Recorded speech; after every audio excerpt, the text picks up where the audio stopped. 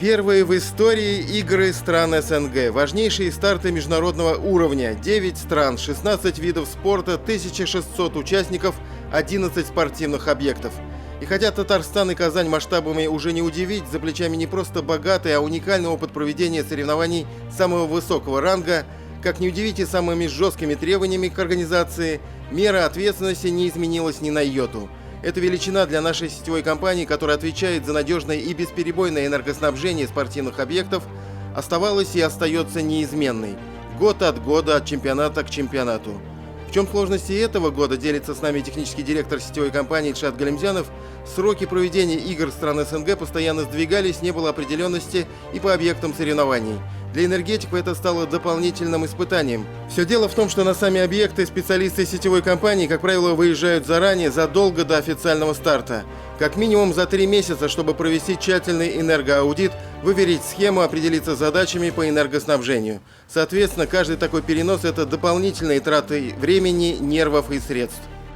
А это, опять же, привлечение большого количества наших специалистов, техники, времени.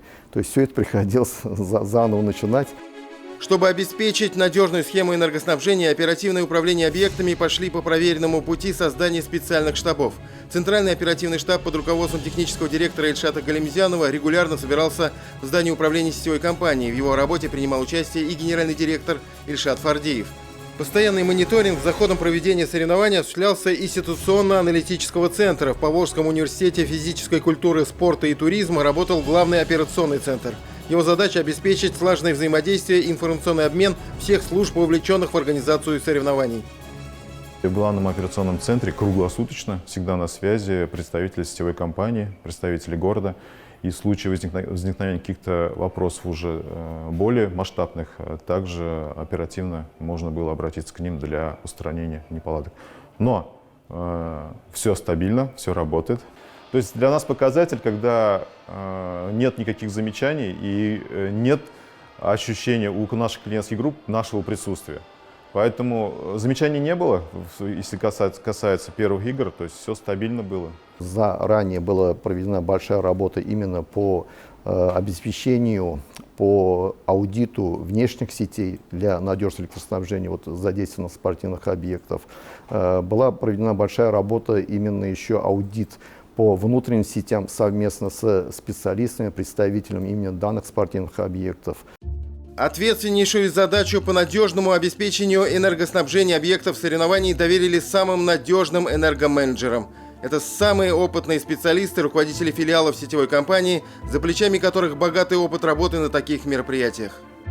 Это мероприятие со своим ответственностью, со своим жестким таким требованием по надежности электроснабжения. И, конечно, на данные объекты назначаем, конечно, наших опытных специалистов, специалистов именно из руководящего звена. Какие это по счету международные игры для Сергея Панфилова, заместителя директора по реализации услуг чистопольских электрических сетей, можно сбиться со счета. Интересуемся, как удается держать высокую планку. Сергей Валентинович раскрывает нюансы. Оказывается, чтобы быть на высоте, нужно первое – провести большой объем подготовительной работы. Это 70-80% успеха. И второе – погрузиться в детали как самого объекта, так и соревнований, которые на нем проходят. Да-да, не удивляйтесь.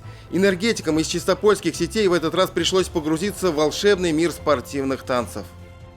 Нам без этого здесь организовать сам процесс электроснабжения очень сложно, если мы не знаем сами требования для проведения именно самого мероприятия со всеми нюансами.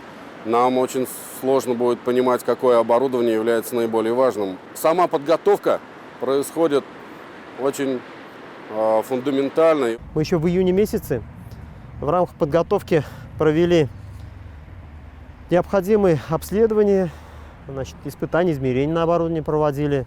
Также провели действия автоматики, выявили узкие места в схеме электроснабжения, подготовили резервные варианты. Соревнования увлекательные, захватывающие. Но посмотреть мы их сможем только дома, помочь ТВ. А здесь мы работаем. Так получилось, что энергетик и электрик, новые люди работают по 3 месяца всего, тоже не в курсах. Вот пришлось с ними вместе все здание облазить, все проверить, все щитовые, надписи все выверить, схемы. Есть ренадиделисты и как электрики. Я же говорю, мы проходили, начиная с универсиады, все соревнования везде обеспечивали электроснабжение. Но, правда, так получается, что каждый раз новый объект. Но ничего, мы не первый год, не первый раз работаем. Все идет штатно. Все, что обнаруживалось, было устранено своевременно и качественно. Команда у нас представляет это все инженера, ведущие специалисты, будем так говорить, каждый своего направления. Ильнар – испытатель оборудования, Владимир Лещик, главный заместитель начальника. Главное – это ответственность. Ответственность за объект, ответственность за порученное дело нашим руководителям сетевой компании. Сначала был проведен аудит представителями отдела технической инспекции сетевой компании. Были выявлены ряд замечаний. Ну и дальнейшее устранение проходило под нашим контролем. Раз в 2 недели выезжали сюда, мониторили состояние выполнения мероприятий. На первом месте здесь стоит это электроснабжение данного мероприятия. Оно должно быть бесперебойным и надежным. Обеспечивает это сетевая компания. Команда полностью укомплектована и подготовлена, имеются необходимые инструменты и приспособления, имеются измерительные приборы, люди обучены, и все работает в штатном режиме. Все действительно для них штатно, привычно, только ответственность колоссальная, поэтому в дни проведения соревнований вводится так называемый период технологической тишины и проводятся дополнительные обходы воздушных линий. Их работа, как правило, остается за кадром, и в этом есть какая-то несправедливость. Они не просят какого-то отдельного внимания к себе, не выставляют на показ своих заслуги, и так и остались бы в тени, если бы не наша съемочная группа. Тяжелая энергетическая вахта и редкие минуты отдыха, действительно минуты, потому как времени остается только на самое элементарное. Все равно же в основном весь день проходит на объекте. Здесь, в общежитии, это только рано утром и поздно вечером прийти, умыться, сделать какие-то бытовые вещи и поспать. И замечательный спортивный праздник, яркое шоу, которое они нам подарили. Искреннее спасибо. Из всей России в Казани проводятся такие массовые мероприятия, и энергетики к этому причастны. Это гордость за это, конечно, берет. Тимур Бекмурзин, Владислав Поташников, Александр Лобанов, Андрей Ключников, Андрей Мохов. 7 дней.